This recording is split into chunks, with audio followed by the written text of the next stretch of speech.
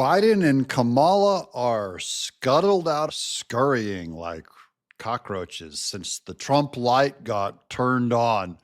Welcome to the Doug TenNapel channel. Got nothing but good news for you. Lots of news to share, including changes of voice at CNN, all of the news media. Biden has just performed the most scummy pardon of all coming right up. Watch this. One thing I was really struck by watching this is the mainstreaming of Donald Trump. Of course, he was a president before, but you can't dismiss him as an anomaly anymore. He is as much part of the fabric of American history as Barack Obama, George Bush, and you saw it from the tech titans there to the A-list celebrities like Carrie Underwood to, the CEO of a fashion conglomerate. This is a very different Donald Trump presidency than the first time he was in office. Welcome to the mainstreaming of Donald Trump.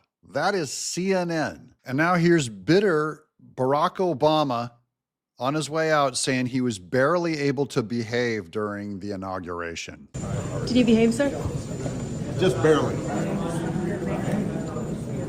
Just barely, loser. Go home. I know what you're thinking. Barack who? Ancient history, all gone. Speaking of ancient history, here's back when Adam Kinzinger was talking about Trump's pardons that he was handing out.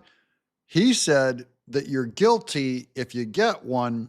And now Adam Kinzinger is up for a preemptive blanket pardon from Joe Biden. So we're going to find out if he's a man of his word, an honor code, or if he's just another crying crybaby liar. The only reason I know to ask for a pardon is because you think you've committed a crime.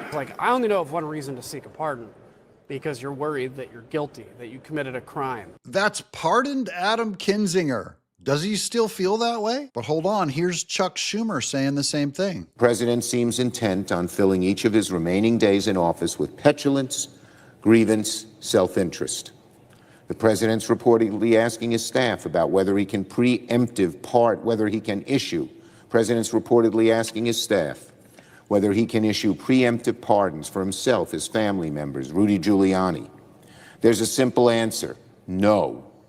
No, Mr. President, that would be a gross abuse of the presidential pardon authority. It's a gross abuse to pardon people who have not been convicted of anything, especially your own family. Biden went and did his blanket pardons. I wonder if Chuck Schumer would call it gross now, and would he say no? And now here's a very happy pair. Here's Clarence Thomas and Vivek Ramaswamy hanging out at the inauguration, but not everyone was happy. Eesh, look at this. Sourpusses.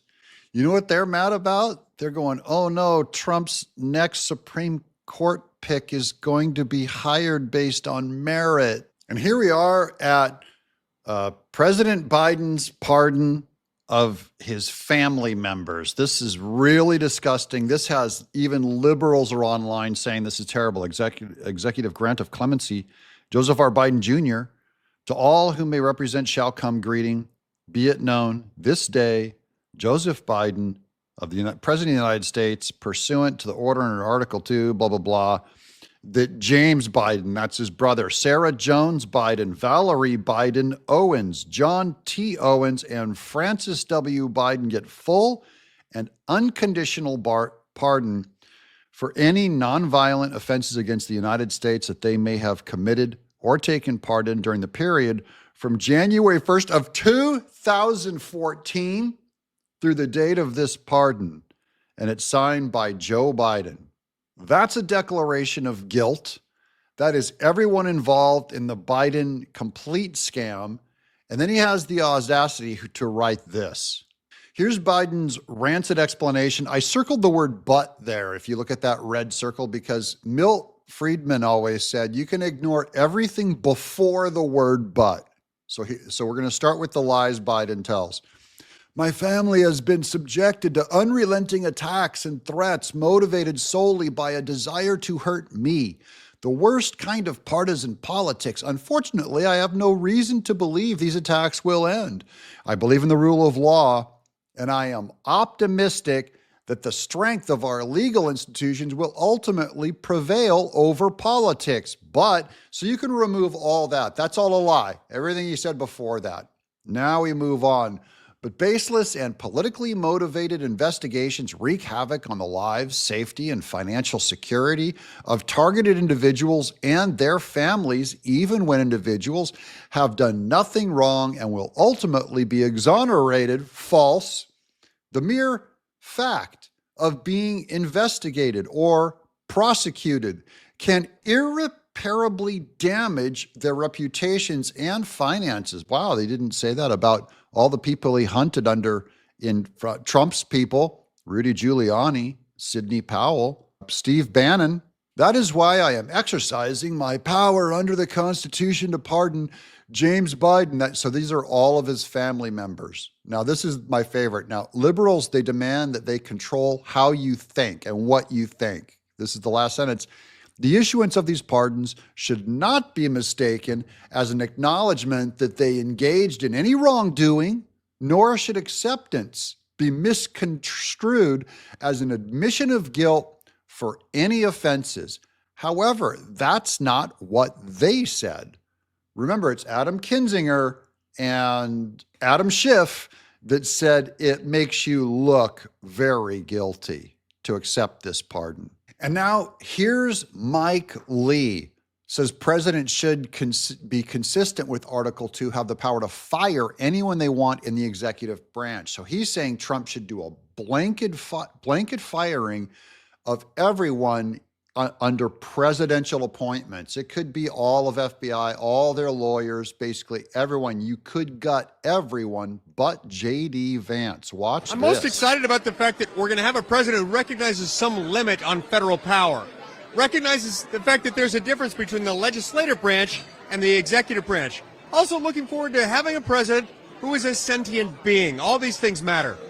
The matter. I heard there's 200 executive orders coming tomorrow. Is there one? And maybe, I don't know what you can tell us, but what would you like to see first? Look, one of many things I want to see. I want to see the president kicking open the door, asserting authority as the chief executive. Remember, under Article 2 of the Constitution, the president has all the executive power.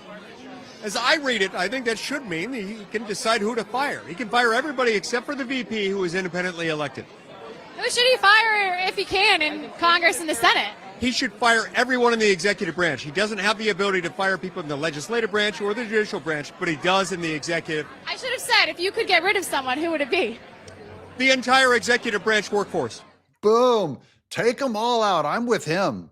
Good job, Mike Lee. So right after Trump's inauguration, they have this inaugural celebration where they were all able to come out and make statements. Here's Byron Donalds. Being here in Washington on January 20th is special for me.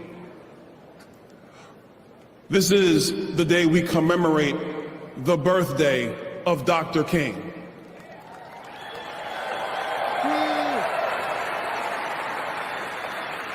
And as I was sitting in the Capitol Rotunda, as I was watching Donald Trump give the best speech ever at a presidential inauguration, it reminded me to another great speech. And Pastor Sewell in his benediction, I got to have a talking with him because he was phenomenal.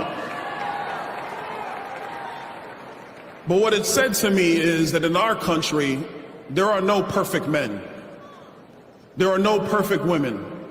There are people who were used at a point in time in this country to put this country in position to be better than it was before.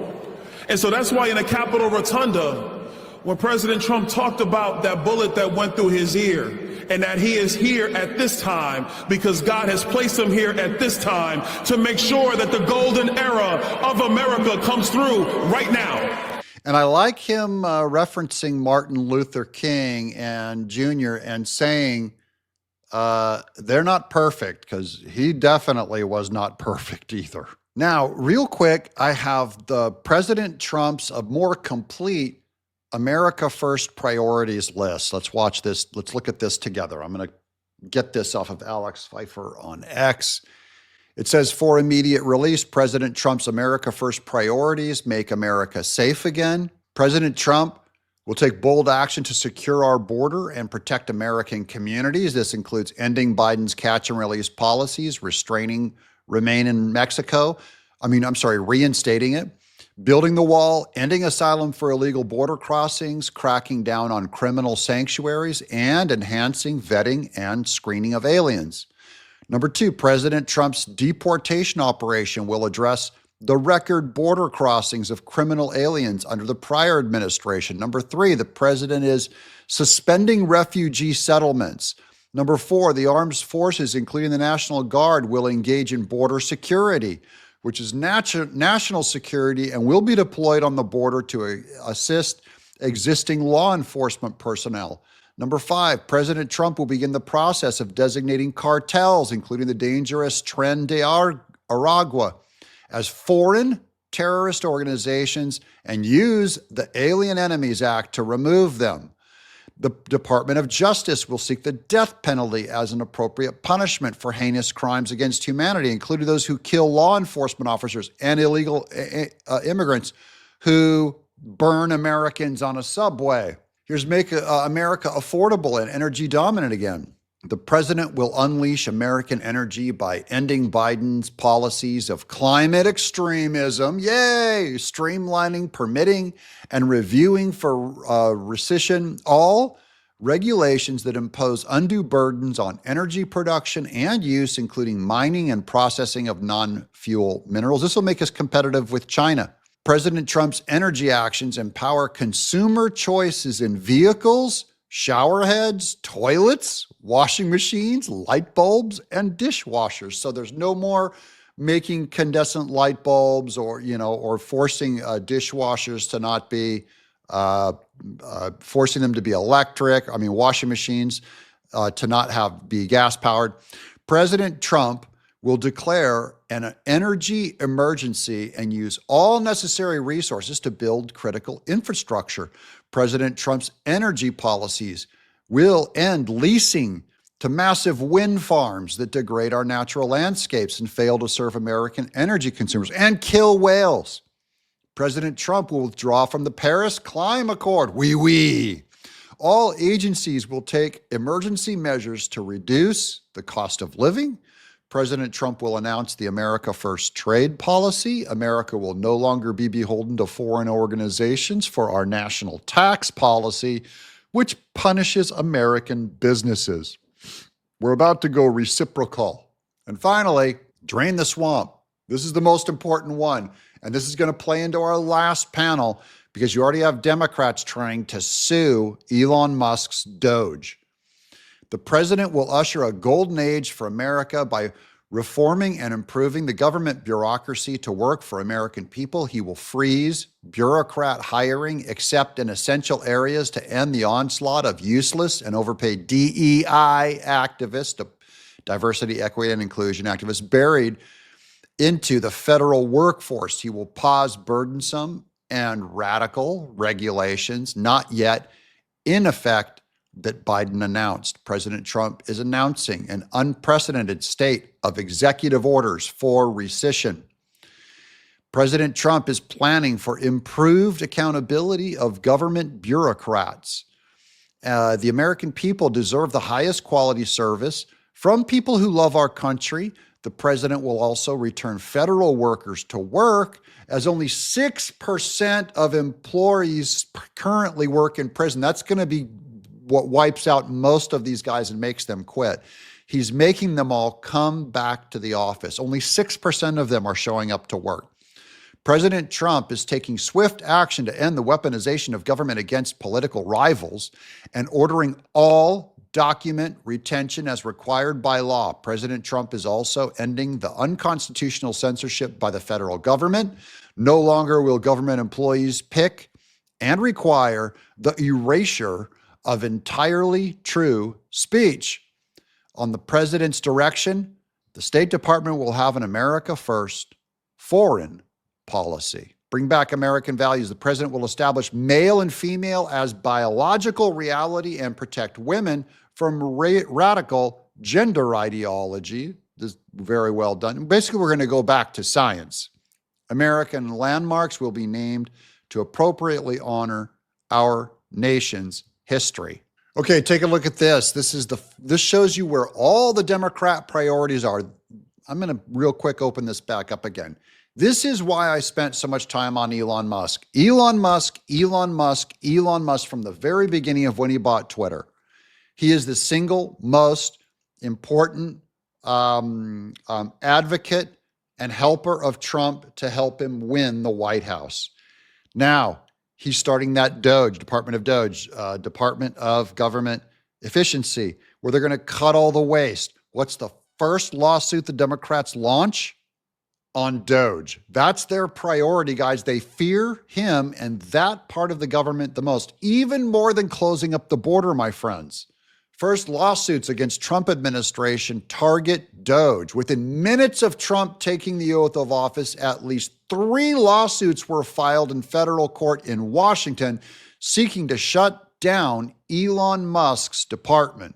Now that should tell you everything. They want to protect the deep state. They have to protect the bloat of their bureaucracies. That is the idea. And all DOGE is saying, be efficient and cut waste and cut spending. And the Democrats, they are going completely nuts on it. I think it exposes them for everything they are. They want waste. They're hiding in these institutions. They don't want to be exposed. And they found a weakness. The weak spot, they think, is Elon Musk. Get that guy because he's an appointment and not voted into office. We'll keep you posted on how this goes. If they get any kind of traction on this, I don't think they will. I think Trump has too big of a mandate, guys. These are good days. Have you thanked God today for Trump? Have you thanked God for the American people that we voted and spared ourselves? I just want you to think of this fantasy parallel universe where Kamala Harris won. Think of her executive orders that she'd have put down. Think of her own pardons that she'd have done. Think of the laws she'd have pushed out with a new mandate. It would have been trans everything. You'd have been thrown in jail for saying that a man can't have a baby. That's what we were spared, guys. I am so thankful. It's a mystery to me why God gives us good things. We're fallen people saved by Christ. I don't deserve any goodies. I don't get toys and gifts for good behavior.